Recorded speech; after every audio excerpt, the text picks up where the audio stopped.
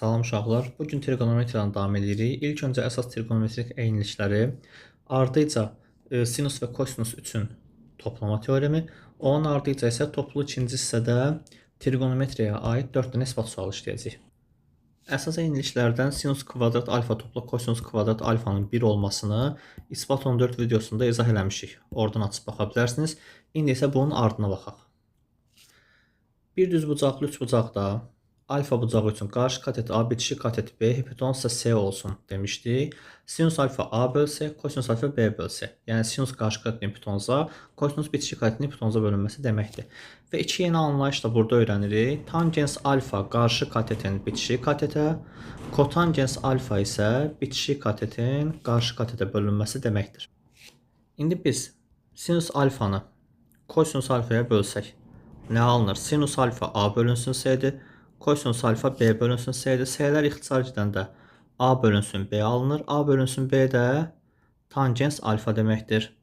Demək, sinus alfanı kosinus alfaya böləndə tangens alfa alınır. Eyni qayda ilə kosinus alfanı sinus alfaya bölsək, B böl A da kotangens alfa eləməlidir.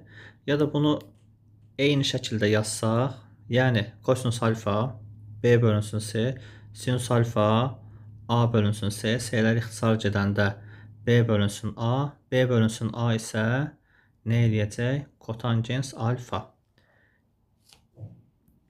Nəticə olaraq tangens alfa sinus böl kosinus, kotangens alfa isə kosinus böl sinusdur. Yəni bu ədədlər bir-birinin tərsidir. Tərs ədədlərin də hasili 1 elədiyindən tangens alfa vurulsun kotangens alfa bərabər 1 olmalıdır. Və son olaraq 6 dənə əsas trigonometrik eyniliyin 4-ünü izah eləmişik. Son olaraq 2 dənə düstur qaldı. Bu düsturlardan biri 1 üstə gəlinsin tangens kvadrat alfa, digəri isə 1 üstə gəlinsin kotangens kvadrat alfa. Bunların nəyə bərabər olduğunu tapaq. Az öncə öyrəndiyimiz düsturlara əsasən tangens kvadrat alfanın əvəzinə sinus kvadrat alfa bölünsün kosinus kvadrat alfa yazmalıyıq. Buradan kosinus kvadrat alfanı ortaq məxrəc çıxartsam, kosinus kvadrat alfa toplansın sinus kvadrat alfa yazmalıyam bu surətdə. Kosinus kvadrat alfa toplansın sinus kvadrat alfa. Sonra kosinus kvadrat alfa topla sinus kvadrat alfa nəyə bərabərdir? 1-ə. Surətdə yazırıq 1, məxrəcdə yazırıq kosinus kvadrat alfa. Deməli, qısaca 1 üstəgəl tangens kvadrat alfa bərabərdir 1 böl kosinus kvadrat alfa. 1 üstə gəlsin kotangens kvadrat alfanı hesablasaq, yəni 1 üstə gəlsin kotangens kvadrat alfa əvəzinə kosinus kvadrat alfa bölünsün sinus kvadrat alfa yazıram. Sinus kvadrat alfanı ortaq məxrəc götürsək, surətdə sinus kvadrat alfa toplansın kosinus kvadrat alfa eləyəcək. Sinus kvadrat alfa topla kosinus kvadrat alfa nəyə bərabərdir? 1-ə. Ona görə də cavab 1 bölünsün sinus kvadrat alfa olmuş olur. Və qısaca deyirik, 1 üstə gəlsin kotangens kvadrat alfa bərabər olmuş olur 1 bölünsün sinus kvadrat alfaya. Bu 6 düstur əsas trigonometrik əyniliklər adlanır və bunları yaddan çıxartmamaq lazımdır. İndi keçək toplama teoreminə. Toplama teoremlərində hər hansı iki bucağın cəminin ya da fərqinin sinusu, ya da hər hansı iki bucağın cəminin ya da fərqinin kosinusu, bunlardan sonra iki bucağın cəminin ya da fərqinin tangensi, kotangensi və bunlardan 2 qat düsturlar, 3 qat düsturlar, dərəcə aşağı salma düsturları və s. bir çox düstur var və onlar haqqında da növbəti videolarda izah verəcəm. Bugün sadəcə sinus alfa topla beta və sinus alfa çıx beta necə hesablanır, kosinus alfa topla beta ya da kosinus alfa çıx beta necə hesablanır, bunları öyrənəcəyik. İzaha başlamadan öncə yada salmalı olduğumuz bir qayda var. Yada salmalı olduğumuz qayda bizim əvvəlki videolarda isbat etdiyimiz bir qaydadır. Üçbucağın əgər iki tərəfi və arasındakı bucağa verilibsə, həmin üçbucağın sahəsi 2/1 AB sinus alfa şəklində hesablanır. İndi keçək məsələmizə. Bir üçbucaq çəkdim. Bu üçbucağın məsələn sol tərəfi A və B olsun. Bu üçbucağın A və B tərəfinin arasından bir dənə qarşı tərəfə hündürlük çəkirik. Bu hündürlüyə H deyək. Bu hündürlük ilə yuxarıda ayrılan iki dənə bucağın birinə alfa, Birinə də beta deyəcəm. Və hündürlüyün gedib qarşı tərəfdə ayırdığı hissələrə də x və y deyəcəm. Sağda yazdığımız qaydaya əsasən üçbucağın sahəsi necə tapılır? S bərabərdir 2də 1 AB sinus alfa. 2də 1 AB sinus, amma buradakı aradakı bucaq alfa topla betadır. Alfa toplansın beta. 2də 1 AB sinus alfa toplansın beta. Başqa bir qayda ilə üçbucağın sahəsi nətər tapılırdı? 2də 1 AH şəklində tapılır. Yəni 2də 1 vur hündürlük vur çəkildiyi tərəf. Yəni ki 2də 1 vur H, vur H-ın çəkildiyi tərəf x toplansın y. Hər tərəfi 2də 1-ə bölsək, yəni bərabərliyin hər tərəfindən 2də 1-i silsək, nə olmuş olacaq? AB sinus alfa toplansın beta bərabərdir hx toplansın hy.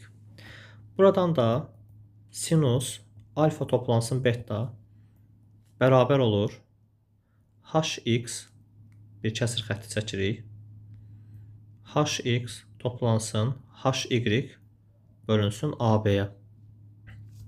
Bu da bərabər olacaq hx bölünsün AB üstə gəl hy bölünsün AB.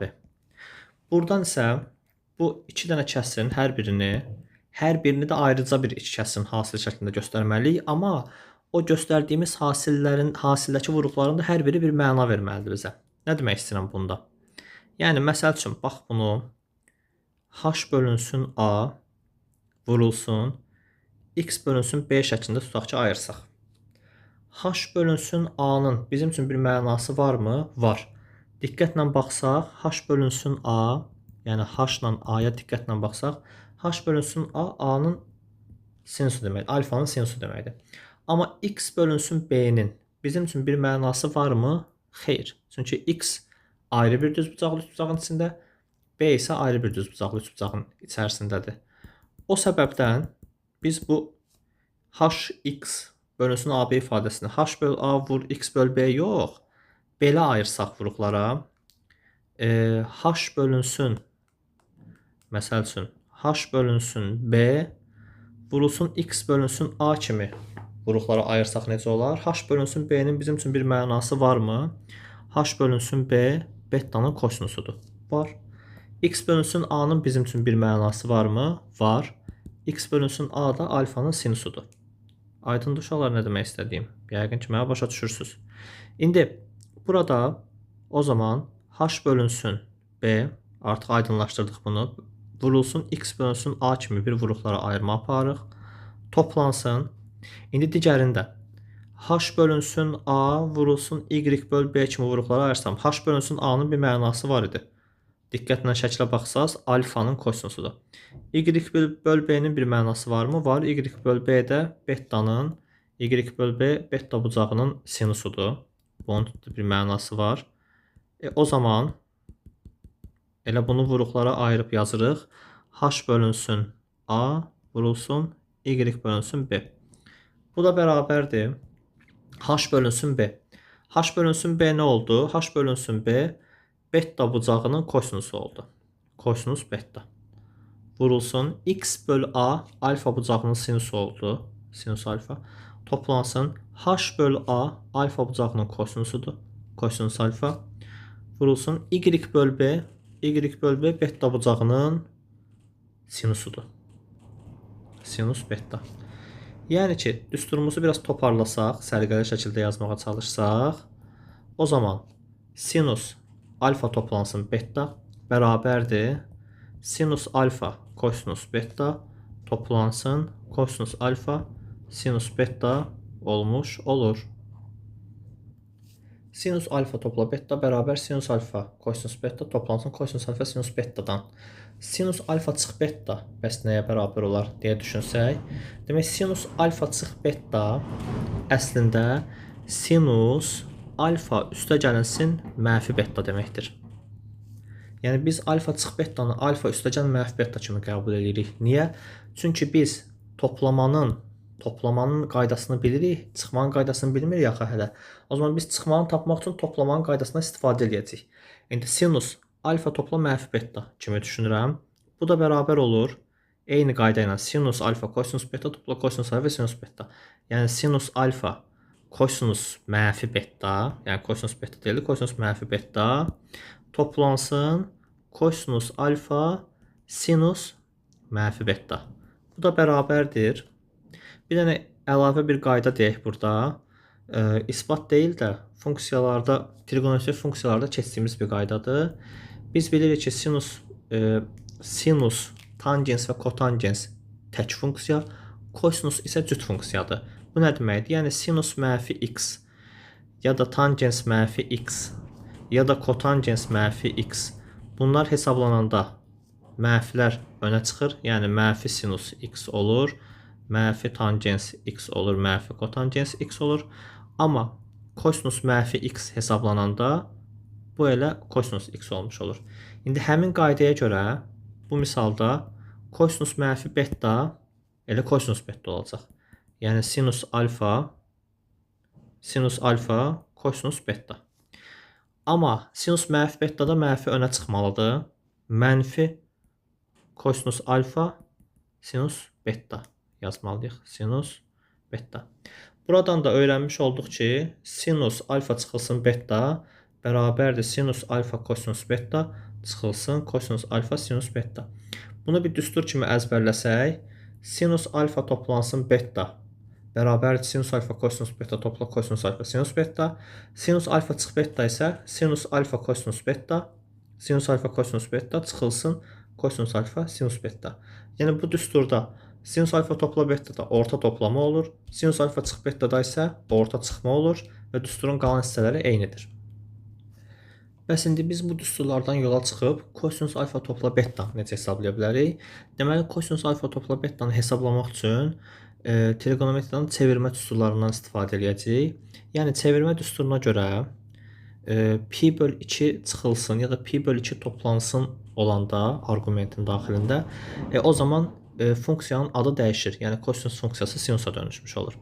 O zaman biz burada kosinusun adını dəyişib sinus eləsək, o zaman daxildə pi böl 2 çıxılsın alfa toplansın beta yazmalıyıq. Bu da bərabər olar sinus pi böl 2 çıxılsın alfa çıxılsın beta. Bu da bərabər olar sinus. İndi pi böl 2 çıx alfa çıx betanı pi böl 2 çıx alfa bir mötərzidə çıx beta kimi düşünürük. Yəni nə deməkdir bu? Sinus alfa çıx betanın düsturunu bilirdik. Yəni pi böl 2 çıx alfaya bir alfa kimi, betaya da bir beta kimi baxırıq. İndi bayaq sinusun çıxma düsturu nə idi? Sinus alfa kosinus beta çıxılsın kosinus alfa sinus beta idi. O zaman həmin qayda ilə, amma alfanın yerinə pi böl 2 çıx alfa yazaraqdan sinus pi böl 2 çıx alfa kosinus beta çıxılsın kosinus pi böl 2 çıx alfa sinus beta yazmalıyıq. Yenə çevirmə düsturu ilə sinus pi böl 2 çıx alfa sinus adını dəyişəcək olacaq kosinus alfa ardıca kosinus beta çıxılsın. Yenə də çevirmə düsturu ilə kosinus pi böl 2 çıxılsın alfa da olacaq sinus alfa sinus beta. Yəni ki, kosinus alfa toplansın beta bərabər olmalıdır. Kosinus alfa kosinus beta çıxılsın sinus alfa sinus beta. İndi eyni bu qayda ilə kosinus alfa çıx betanı necə hesablayarıq? Kosinus alfa çıxılsın betanı hesablayarkənsə yenə sinus alfa çıx betanı hesablamada istifadə etdiyimiz qaydadan yola çıxacaq. Yəni kosinus alfa üstə gəlinsin mənfi beta kimi ifadə edəcək alfa çıx betanı. Yəni burada da onda bu düsturda kosinus alfa kosinus beta çıxılsın sinus alfa sinus beta düsturunda betanın yerinə mənfi beta yazacaq. Yəni kosinus alfa kosinus mənfi beta çıxılsın sinus alfa sinus mənfi beta. Bu da bərabərdir kosinus alfa, kosinus mənfi beta da mənfi itir, elə kosinus beta olur cüt funksiya olduğu üçün. Amma sinus mənfi beta da mənfi önə çıxmalıdır. O zaman öndəki mənfi olacaq üstəgəl sinus alfa, sinus beta. Yəni ki, kosinus alfa çıx beta nəyə bərabərmiş? Kosinus alfa, kosinus beta üstə gəlinsin sinus alfa, sinus beta. Və bununla da sinusun və kosinusun alfa topla beta və alfa çıx beta düsturlarını isbat etmiş olduq. Düsturları bu şəkildə də qeyd edək. Ya ekran şəklini çəkin telefonunuzda, ya da bu düsturları dəftərinizə köçürdün. İndi isə kosinus alfa topla beta və kosinus alfa çıxılsın beta düsturlarının tapılması üçün daha maraqlı alternativ bir üsuldan istifadə edək. Demək, şəkildə bir dənə vahid çevrə qeyd edirik. Yəni, radiusu 1-ə bərabər olan vahid çevrə qeyd edirik. Bundan öncəki dərslərdə, bundan öncəki videoların hansındasa demişdik bunu. Deməli, əgər bir alfa bucağı qeyd olunursa, bu alfa bucağının çevrə ilə kəsişdiyi yerin, həmin o nöqtənin x oxundakı hissəsi kosinus alfa, y oxundakı hissəsi isə sinus alfa adlanırdı. İndi biz bu şəkildə 90 dərəcəyə yaxın bir yerlərdə bir alfa bucağı qeyd edək. Alfaya yaxın bir yerdə də bir dənə beta bucağı qeyd edək. O zaman bu alfa bucağı ilə beta bucağı arasındakı bu bucaq nə olmalıdır? Təbii ki, alfa çıxılsın beta olmalıdır. İndi bu alfa çıxılsın beta bucağı qədər bir bucaq da koordinat başlanğıcından etibarən qeyd edək. Yəni, eyni bu bucaq nə qədərdirsə, o qədər bucaq da koordinat başlanğıcında qeyd edək. Yəni, alfa çıxılsın beta qədər bir bucaq olsun bu hissə. Yəni, bu alfa çıxılsın beta olmuş olsun. İndi bu nöqtələrin koordinatlarını qeyd edək. Yəni, necə ki, məsələn, qələmin rəngini dəyişim burada. Məsəl üçün, bu alfanın x oxundakı hissəsinə kosinus alfa deyəcək. Sinus yazıq çaşıb. Kosinus alfa. Bu hissəsinə isə sinus alfa. Beta bucağı üçün bu hissəyə kosinus beta. Y oxundakı bu hissəyə sinus beta. Bu bucağın alfa çıx beta bucağının x oxundakı hissəsinə kosinus bu hissəyə kosinus alfa toplansın beta deyəcək. Həmin nöqtənin x oxu üzərindəki hissəsinə isə sinus alfa çıxılsın beta deyəcək. Burada yanlış yazdıq, ortası toplama yox. Kosinus alfa çıx beta ilə sinus alfa çıx beta. Yəni, x oxu üzərindəki hissələrə kosinus, kosinus, kosinus, y oxu üzərindəki hissələrdə sinus, sinus, sinus dedik. Şəklin çox qarışıq görünməməsi üçün həmin nöqtələri A, B, C, D nöqtələri olaraq adlandıraq və onların koordinatlarını kənarda bu şəkildə qeyd elədik. Yəni ki, A nöqtəsinin koordinatları kosinus alfa, sinus alfa, B nöqtəsinin koordinatları kosinus beta, sinus beta, C nöqtəsinin koordinatları kosinus alfa çıx beta, sinus alfa çıx beta, D nöqtəsi isə tam x oxunun üzərində olduğu üçün və bu şəkildəki çevrə də vahid çevrə olduğu üçün D nöqtəsinin koordinatları 1, 0 olacaq. İndi bax, bu sözü işlətdik. Bu çevrə vahid çevrədir. Yəni, buradakı hər bir radius uzunluğu 1-dir və bir-birinə də bərabərdir. Yəni, bu iki xətlə işarə edildiyim xətlər hamısı bir-birinə bərabərdir.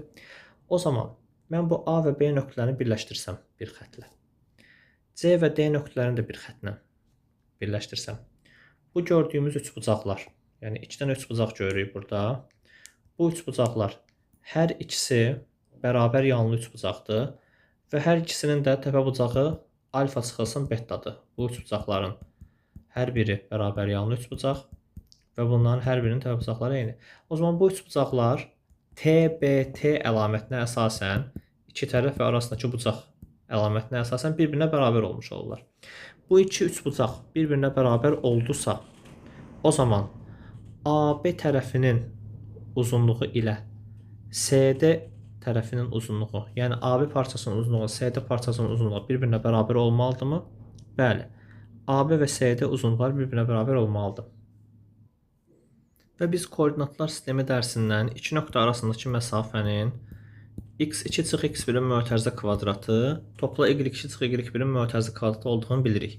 Ki, başqa bir videoda da bu düsturun isbatını eləyərik. x2-nin kvadratı x2 çıx x1-in mötərizə kvadratı topla y2 çıx y1-in mötərizə kvadratı. Yəni, koordinatların x-lərini çıxıb kvadrata yüksəldək, topla y-lərini çıxıb kvadrata yüksəldək. A, B və CD üçün də bunları qeyd eləsək və məsafələr, uzunluqlar eyni alınmalıdır. İndi biz bu qaydanı AB uzunluğu üçün qeyd eləsək, bu olmalıdır. A və B nöqtələrinə diqqətlə baxaq. Bunların x-lərinin fərqi, yəni kosinus beta çıxılsın, kosinus alfanın mötərizə kvadratı toplansın və bu arada kök işarəsini yazmayacağım. Sanki bərabərliyin hər tərəfinə kvadrata yüksəldilmişik kimi düşünün. Toplansın, sinus beta çıxılsın, sinus alfanın mötərizə kvadratı. İndi CD üçün bunu yerinə yetirsək, D-nin koordinatları 1, 1, 0, C-nin koordinatları kosinus və sinus alfa çıx betalar.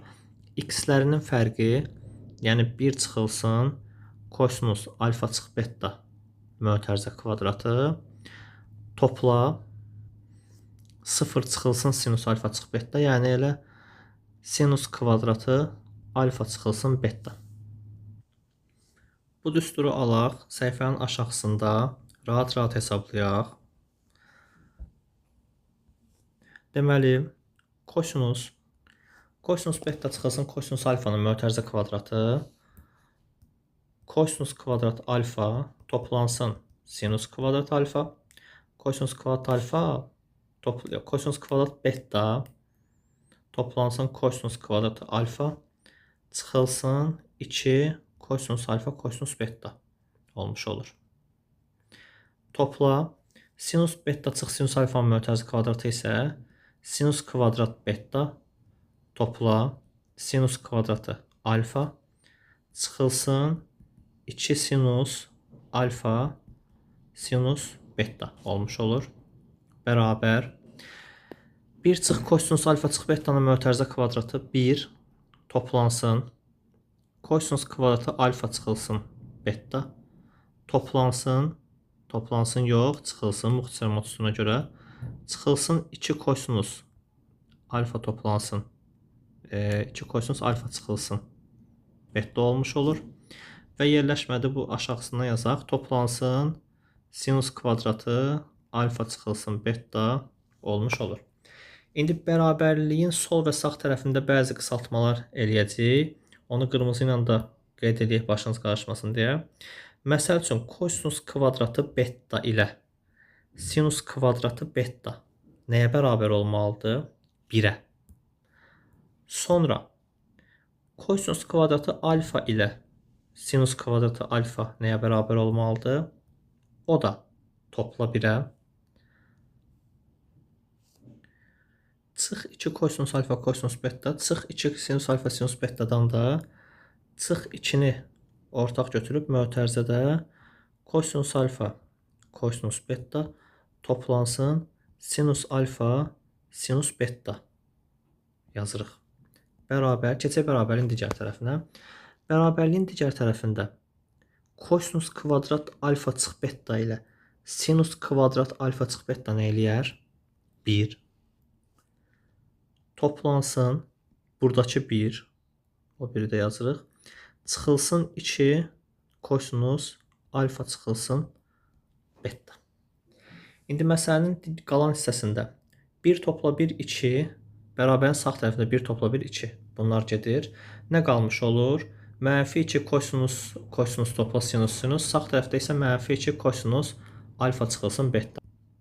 Və o zaman da bərabərliyin hər tərəfini mənfi 2-yə bölmüş olsaq, sol tərəfdə qalır kosinus alfa, kosinus beta, üstə gəlinsin sinus alfa, sinus beta, bərabər olur kosinus alfa çıxılsın betaya. Və buradan da kosinus alfa çıx beta düsturunu almış oluruq. Və bu düsturdan kosinus alfa topla beta düsturunu necə ala bilərik? O zaman da biz bunu alfa çıx betadan istifadə etmək üçün kosinus alfa çıxılsın mənfi beta şəklində yazmalıyıq. və düsturu yerinə yetirsək, kosinus alfa, kosinus beta, yəni kosinus mənfi beta üstə gəlinsin sinus alfa, sinus beta, yəni sinus mənfi beta. Bu da bərabər olacaq kosinus alfa, kosinus beta. Kosinus da mənfi itir, amma sinusda isə mənfi önə çıxmalıdır. Mənfi sinus alfa, sinus beta. Və bununla da kosinus alfa topla beta bərabərdir kosinus alfa, kosinus beta çıxılsın sinus alfa, sinus beta düsturunu isbat etmiş oluruq. Bu ikinci üsulu niyə izah elədik? Çünki ikinci üsulla da kosinus alfa topla beta və kosinus alfa çıx betanı sinuslardan ya da sinuslu sahə teoremindən istifadə etmədən tapa bilirik. İkinci vahid çevrə üsulu ilə də məsələni həll etmək biraz uzun vaxt aldığı üçün videonun vaxtı çox uzun oldu. Ona görə toplu ikinci hissədən isbatlara bugün baxa bilmirik. Onlara da növbəti videoda sabah saat 21:00-da baxacaq. Bununla da əsas yeniliklər və toplama teoremindən bir hissəni öyrənmiş olduq. Ümid edirəm ki, faydalı olmuşdur. Növbəti videoda görüşərik. Özünüzə yaxşı baxın, izləmədə qalın.